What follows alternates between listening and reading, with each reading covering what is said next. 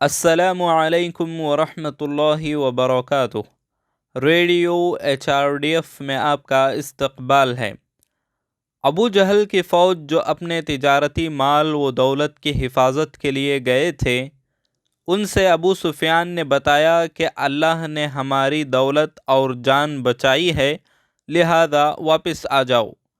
اس فوج کے ایک بڑے حصے کی یہی رائے تھی، لیکن ابو جہل نے فخر کے ساتھ کہا، عربوں کو ہماری روانگی اور طاقت کا پتہ چل جائے، آئندہ وہ خوف میں رہنا چاہیے۔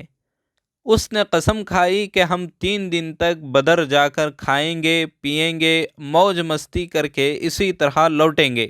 حضرت صلی اللہ علیہ وسلم کی فوج نے محسوس کیا کہ قریش نے لڑنے کا فیصلہ کیا ہے۔ خباب ابن منذر ابن جموح کی رائے کے مطابق بدر کے حوض کے سامنے آباد ہو گئے اور دوسرے سب حوض کو مٹی سے ڈھانپ دیے۔ انہوں نے اپنے ماتحت حوض سے زیادہ پانی جمع کیا۔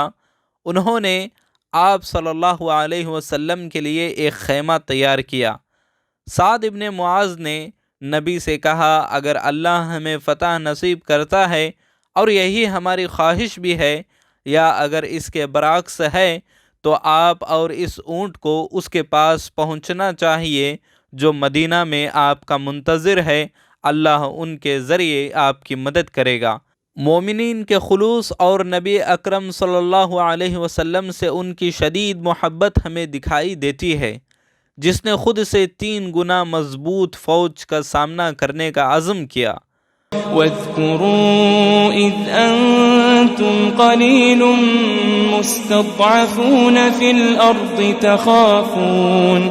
تخافون أن يتخطفكم الناس فآواكم وأيدكم بنصره ورزقكم من